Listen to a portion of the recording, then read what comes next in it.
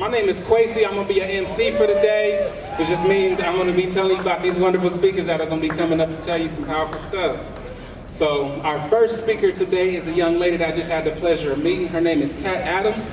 She is currently a freshman at Ohio State and the creative director at Ohio Youth Climate Justice. Ohio Youth Climate Justice is Ohio Climate Youth Justice is a youth-led organization that directs action to address climate crisis. Very big, we need to be addressing this climate crisis and focus on the urgency that it deserves. The urgency that it deserves. I got a little stumbled, but it's a big issue. We need to be really addressing this climate crisis, and we need the youth to be really taking that torch. And Kat Adams is going to do that. Give her a warm welcome.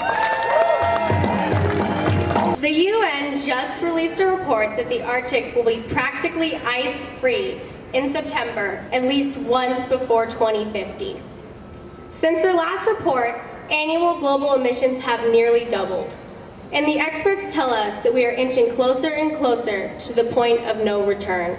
Here in Ohio, we're not immune.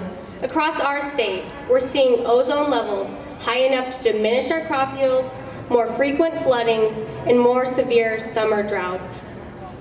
But we already knew that. Our people already know that the climate crisis is here. We know because we're fighting it right now. We're resisting the construction of the fracked gas plant on OSU's campus. We're standing with our indigenous siblings against the destructive Line 3 in Minnesota. We're taking on the corporations and banks whose money is responsible for devastating heat waves and wildfires across the country. The climate crisis is here, and it's affecting our community. It's time to move beyond the capitalist narratives of previous climate activism. Our people need justice. Large-scale environmental destruction is not caused by individual inaction, but rather by the systems of oppression that are inhibiting our ability to respond to the crisis. We need to put an end to these immoral systems. We need to drastically change our economic system in order to rise to the urgency of the climate crisis. And here in Columbus, Ohio, we need OSU's administration to halt construction of the gas plant and reinvest in renewable energy. Ohio Youth for Climate Justice is heeding this call to action in coalition with a number of student groups. We need you to join the fight and put a stop to this harm in our community. You can get involved through our social media, Instagram, Twitter, Facebook, at Climate Strike OH. Serious change comes from the ground up. Organizing our people and empowering our community brings us closer to climate justice. Morgan Harper has shown her commitment to our communities, to Ohio. She has laid a new path forward and knows what it means to build people power, brick by brick. And when the people fight, we win. Environmental justice for us all.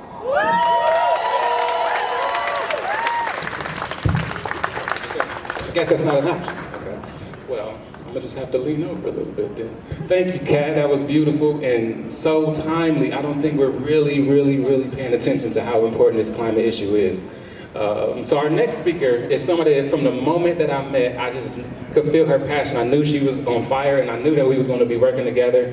And every opportunity that she's had to make a difference, to be involved, she's taken it and has taken the torch and run with it. And she's gonna bring the energy. I'm excited for y'all to meet, if you haven't already had a chance to meet Miss Heather Johnson. Give her a warm welcome, please.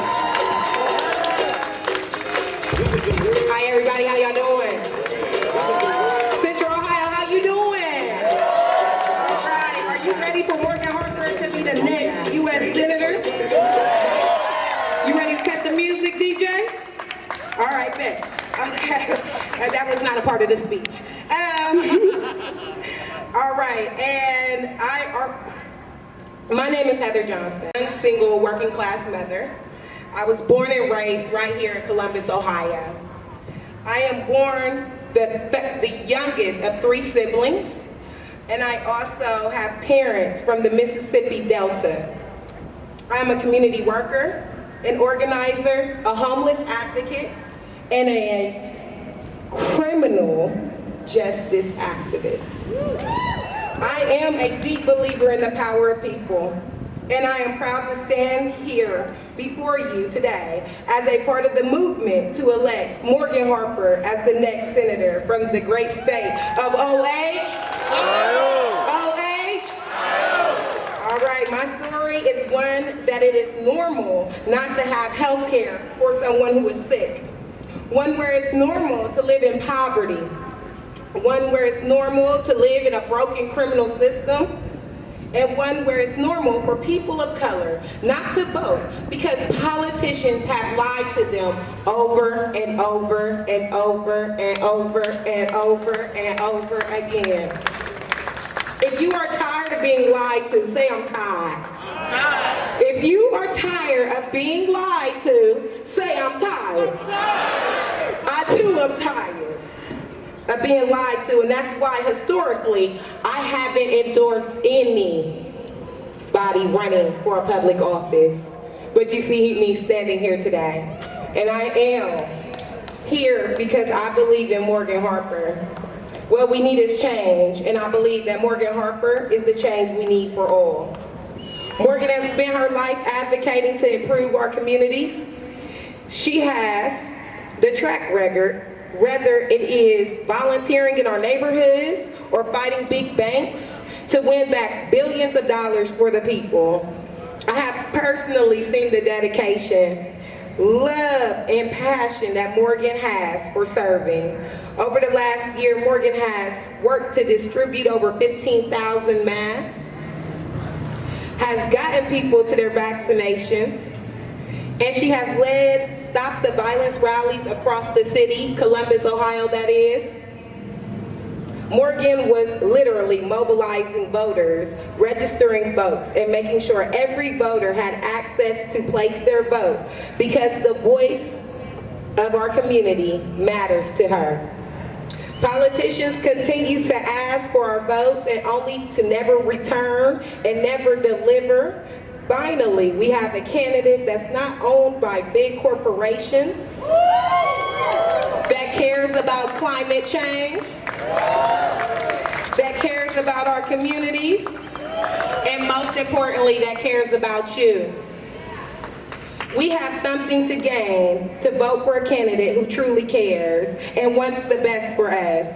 Whether you are young or old, middle or working class, black, brown, or white, Morgan Harper is paving a new path forward. She cares about you, she will fight for you, and she will give us a voice in the U.S. Senate. Let's go ahead and send Morgan Harper to the Senate.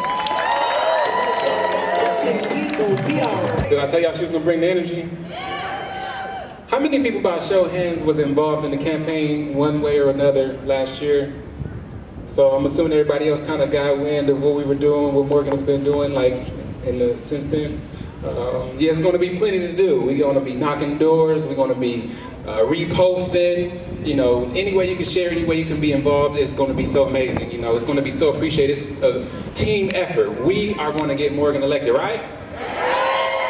So the next speaker is somebody that's in the same vein of just kind of calling out power, speaking truth to power. And ever since the moment I met him, he's been doing that. He's been telling us about a lot of these construction projects and things that's happening and just giving us information in the same vein, in a lot of ways parallel to the climate crisis. Just telling us about some of the money that's being spent that could be sent in other directions. He could probably tell you a lot better than I can. So make sure you give a warm welcome for Joe Motil.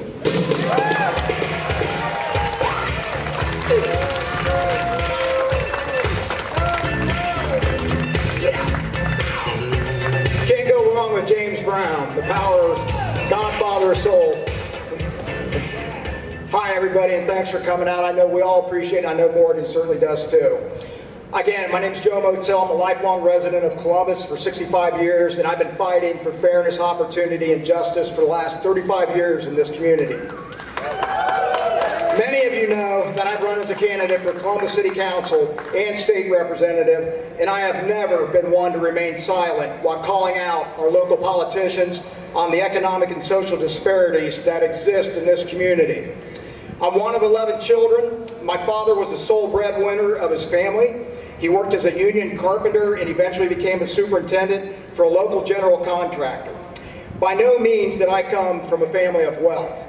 A home heated by a coal furnace, no air conditioning. We wore hand-me-down clothing from our older brothers and had some type of potato recipe for dinner nearly every night. I joined the Laborers International Union of North America in 1981, and I worked 26 years as a blue-collar construction worker, and followed by my last 14 years as a construction safety professional. So I've had a taste of both worlds when it comes during my 40-year construction career. But recently, I've been advocating for truly affordable housing. Adequate housing is a fundamental human right. We all deserve the right to live in a safe, decent place that we can call our home. And as a union worker, I understand the need for human rights and to be treated fairly and equally. Columbus and the state of Ohio are being saturated with high-end, unaffordable housing, and it is not putting a dent in our housing crisis for those who are paying 50% or more of their incomes for rent. And all you need to do is look around you. The high-end, segregated housing that's being constructed all around us is all about fattening the wallets of local luxury real estate developers. 8 out of the 10 most common jobs in Columbus don't even pay enough for housing units that the city of Columbus has designated as supposedly affordable based on the 80 and 100% area median income levels. The working class who needs affordable housing are being kicked to the curb. We need a new path forward. In order to make change in our housing crisis and other social and economic issues that impact our underserved, we need to instill community-based politics, solutions, and ideas. The financial resources of our government to address the issues of the underserved are available, and they are not being prioritized as they should. And the never-ending musical chairs of career-minded politicians has to stop now. The days of politicians who continue to genuflect to corporate profits over people is over. Enough is enough. Morgan Harper's decision to run in 2019 for Congress naturally caught my attention. And after reaching out to one another and hearing her vision and commitment to tackling issues such as economic inequality, Medicare, and climate change, it was obvious that she was not going to be deterred by anyone, and this was not going to be just another one-and-done campaign. She has proven that by her continuous involvement in this community since her congressional race.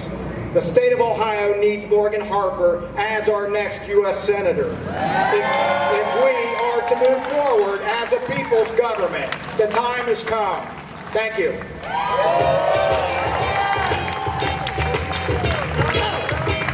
One more time for Joe Motil. I know I'm not the only person that life was like changed by me and Morgan Harper. Anybody else had that experience out here? Like, she is an actual change agent.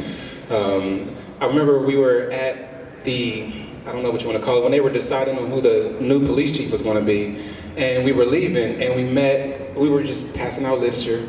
We passed out a piece of literature to a gentleman, and he was not very interested, And then the next day we got a call, and he was very much interested. And then ever since then, he's been one of the most supportive people that you can imagine. Like, I can't say enough about this gentleman, about this elder, about this man. And he is going to do us the favor of introducing Morgan Harper. He's going to give us a word of prayer, and he's going to bless the space. And then we're going to hear from our beloved Morgan Harper. But before that, everybody give a warm welcome to Pastor Shaw.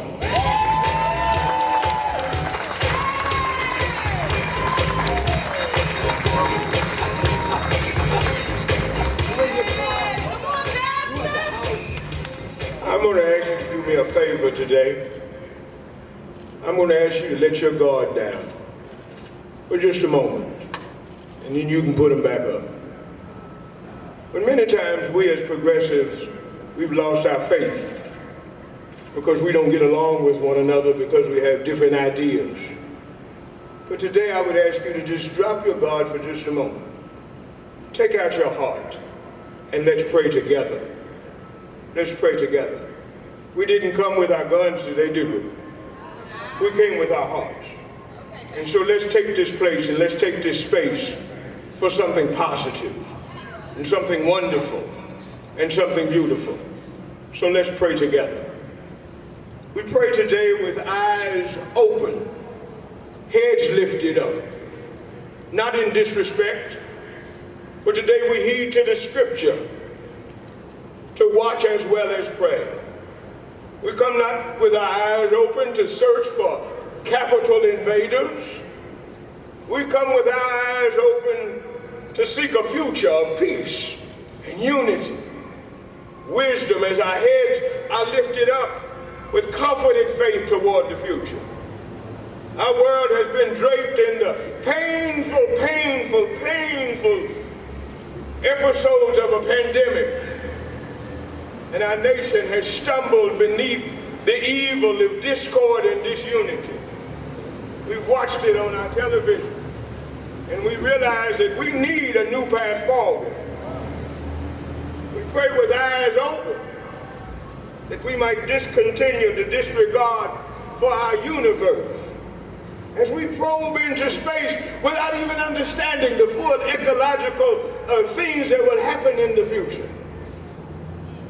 We pray for the stars, the moon, the planets, the sun. We honor the galaxy that honors us. You realize that climate change is real. And we need to pray for the earth, pray for our family that thrives here, from ocean to land, from blade of grass to tulip. We need to pray for the tree, the owl, the ant, and every critter that crawls here. We need to pray for the frog, the turtle, the fox. We even need to lift our voices for the donkey and the elephant. We've got to pray for everybody. Our voices are lifted in gratitude, but our hearts are lifted even higher. I wonder, is there a heart in this place today? Our hearts should be lifted even higher. Our eyes are open. Our hearts are lifted. Our heads are up. Can we see our world and each other? I just dare you to turn right now and just look to the person beside you. Can you look at them? Can you see them? Can you see their color? Can you see their skin? Can you see their eyes and appreciate the fact that they're more like you than you think? Our heads are lifted up. Our eyes are open. And we need to see each other with compassion. We need to see each other's need. We need to pray for both the people and the planet.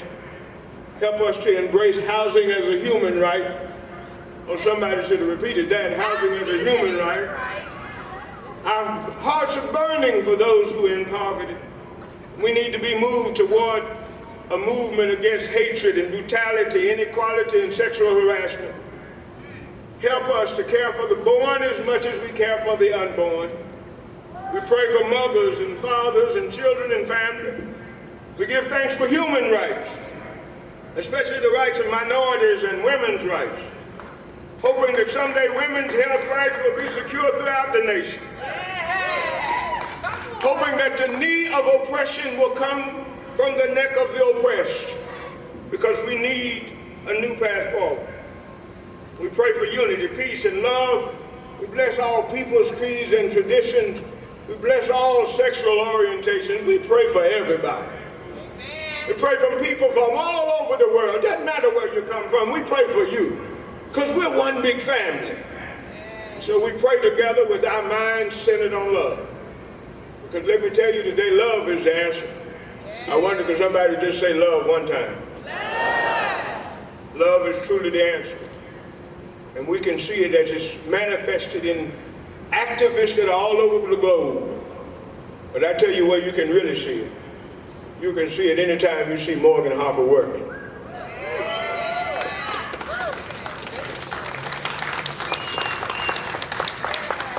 It's because Morgan has come with her eyes open and her head lifted up and her heart in her hand as she has given it to service, as she has given it to all of us as an example of what we truly can be in community together. And so Morgan cares about us and we care about her.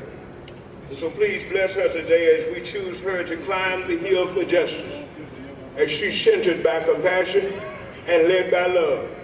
And so we choose her to help seek to remedy the climate change and inequality, poverty, violence, and homelessness.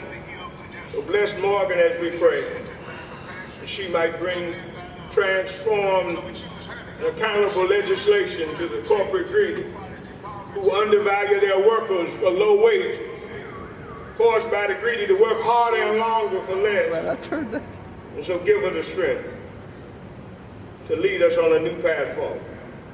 Prop her up on every leaning side and give her the unction to fight so that someday we may truly live in a United States, indivisible, with liberty and inalienable rights for all. But then bless us with eyes open, heads lifted up, hearts in our hands, that our actions might speak louder than our words. Bless us so that our lamentations might be overcome by our life, our laughter, and our love.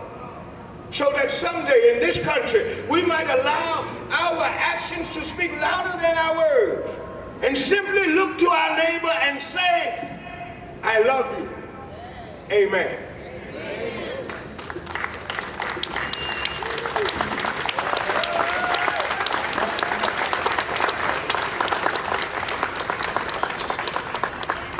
I'm glad to see you today. I am so glad to see you today. Because as you stand here just as I am here, as an American.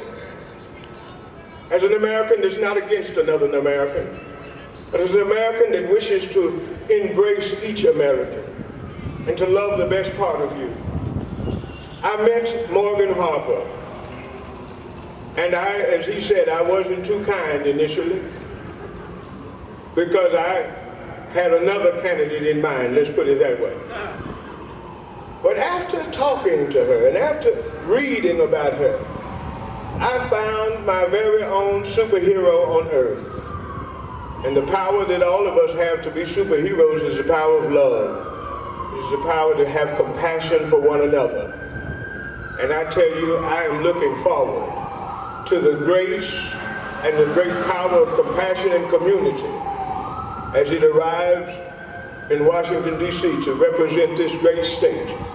And so I hope that you will join me in welcoming my friend to the microphone, and welcoming somebody to the microphone who has both grace and a little bit of grit. I want you to welcome to somebody to this microphone who's going to take some power to Washington and legislate for us in red lipstick and make it look good. So I tell you today, lift your hearts and lift your hands and welcome Morgan Harper.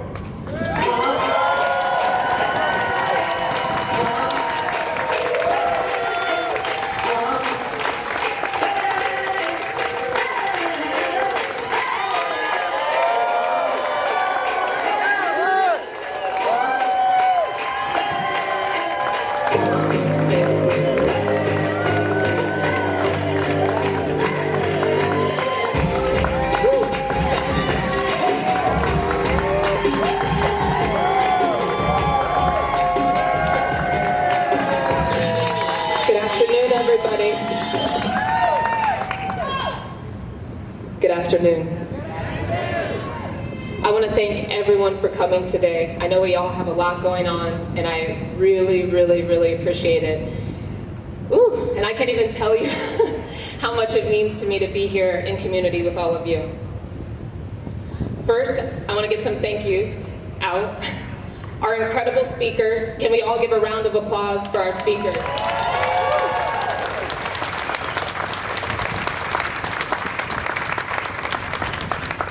These are people who are standing up for the community every day, and it is my honor to stand with them and have their support.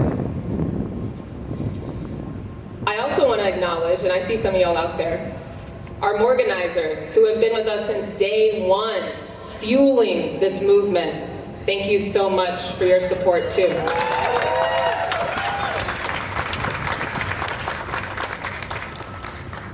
And finally, I want to thank my family who's here somewhere, reluctantly, who's always had my back, especially my mom.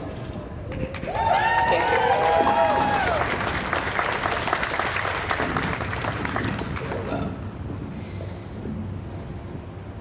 I was born just up the street at the Ohio State University Hospital to a teenager who gave me up for adoption.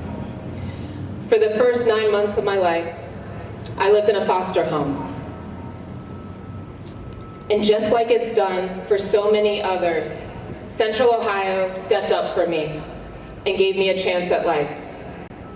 My mom, a public school educator who immigrated to Ohio from Trinidad as a young woman in the 1960s, adopted and raised me on the East Side. Times weren't always easy, but I saw early on how just one union job could be the difference between weathering storms or going off the rails entirely. This community opened up opportunities for me to get scholarships that propelled me to Princeton and Stanford Law School, and on to a career fighting corporate abuse in Washington, D.C.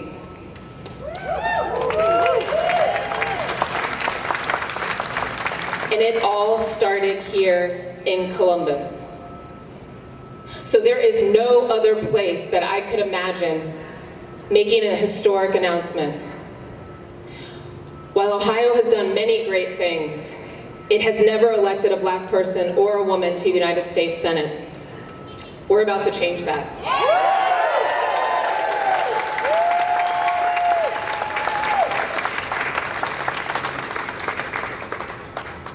Today I am proud to stand here with my hometown to announce with all of you our candidacy to the United States Senate.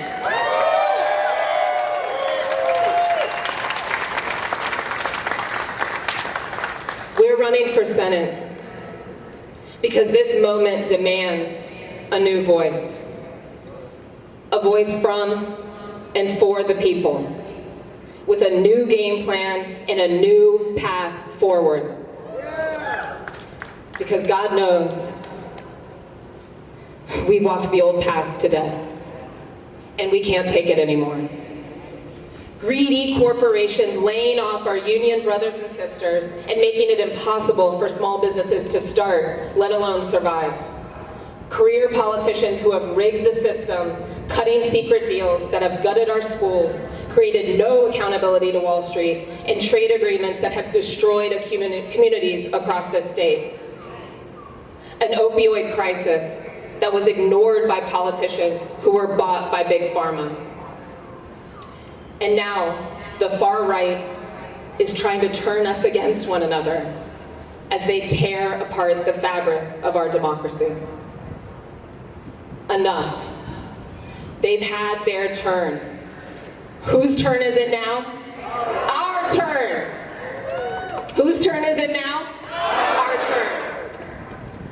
This announcement today is historic, not just as we start the fight to elect the first U.S. black woman senator from the state of Ohio, but because we stand at a historic moment for our country. The stakes could not be higher. We are not just losing elections, we are losing our way. The far right and greedy corporations are threatening the future of our communities. These are threats I know all too well. After law school, I went to work at the Consumer Financial Protection Bureau under the Obama administration to stop Wall Street and big banks from ripping off Americans. After decades with no rules, banks were using every trick in the book to steal from working people, causing us to lose our homes and get buried in debt that we are still climbing out of. Their greed was felt most right here in Ohio. Big banks made billions on hidden fees and exorbitant interest rates especially payday lenders, and they brought some of the highest fees in the country to our state. We helped draft the first ever rules to stop this abuse. Corporations made billions selling debts and our private information to unsavory debt collectors. And we helped protect homeowners who were being harassed about their own mortgage debt. We did a tremendous amount. $12 billion back to 28 million consumers across the country, back in the pockets of working people. And I am extremely proud of that work.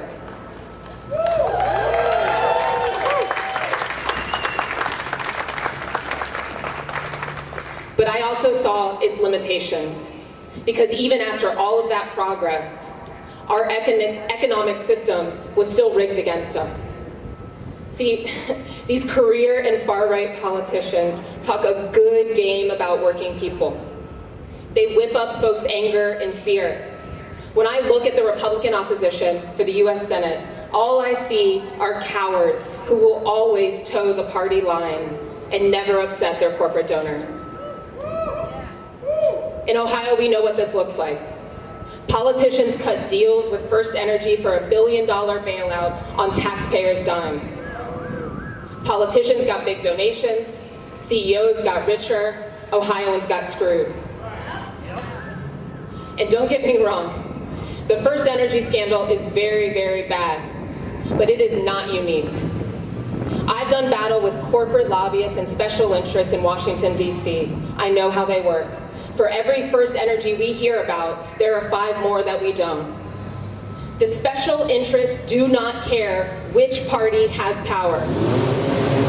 As long as politicians keep taking their money, they are winning.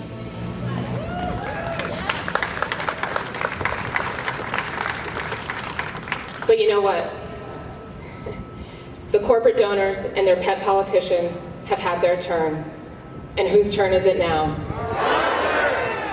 I talked before about how historic this announcement is. But electing the first Black woman senator from Ohio isn't about me or my identity. It's about all of us, all across this great diverse state, a state with the most committed and hardworking people that you will ever find. It's about us recognizing our own power to create a new path together. To talk about how we win this state back next year, though, we first need to talk about our history. Ohio lost more soldiers in the Civil War than any other state. People of all backgrounds sacrificed to end slavery. Before that, we were a major hub on the Underground Railroad, bringing escaped slaves to freedom.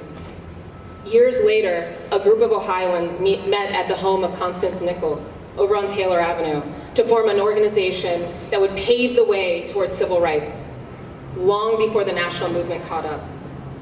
The Vanguard League desegregated stores and movie theaters and took on racist school segregation. In fact, even before the National Civil Rights Act was passed in Washington, activists here in Ohio got the Ohio Civil Rights Act passed in 1959. We knew we couldn't wait for someone else to solve our problems. Organizers and activists across the state rolled up their sleeves and did it themselves. It's a lesson I've learned from our movement elders. Last year, as been mentioned, during the pandemic, our nonprofit Columbus Stand Up mobilized and organized volunteers to deliver masks and supplies and drove hundreds of vulnerable people to their vaccine appointments. This community has always turned up for me. And this past year in particular, we had to turn up for one another. The history of our movement here in Ohio shows that when we organize, we win. When we organize, we win.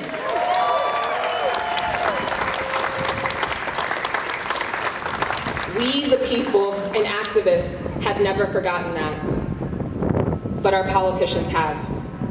They started trusting polls over people in the hands of people to decimate our communities. So we're rejecting that old playbook. We're writing our own. The old playbook puts forgotten communities as an afterthought in the quest to win elections. We will see them as a core part of our coalition and the path to victory.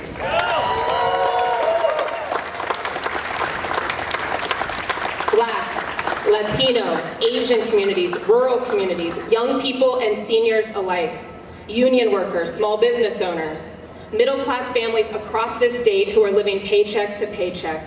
Like me, they've been overlooked and underestimated their entire lives. But expanding the electorate is our best path to victory, and it is the first page in our new playbook. To do that, we must offer a big agenda that will bring real change and improve people's lives. But we must also organize, door by door, block by block. We have to go into our cities and suburbs and organize. We must go to our community colleges and universities and organize. And we must mobilize communities that have been sitting out elections and reach them and get them to turn out. That is how we win. Because whose turn is it? Our country is in the midst of an unprecedented pandemic that has killed hundreds of thousands of people. It has crushed our economy, and control of the United States Senate hangs in the balance. With the stakes so high, we cannot stand on the sidelines. Together, we will expand, unify, and build a Democratic Party that will take back this Senate seat. And when we get to the United States Senate in Washington, with the purpose and power of our community behind us, here's what we're gonna win. We're gonna achieve universal health care. We're gonna save our grandchildren from the threats of climate change and the crisis before us. And we are going to create jobs that pay us what we deserve. And finally, we will achieve racial justice.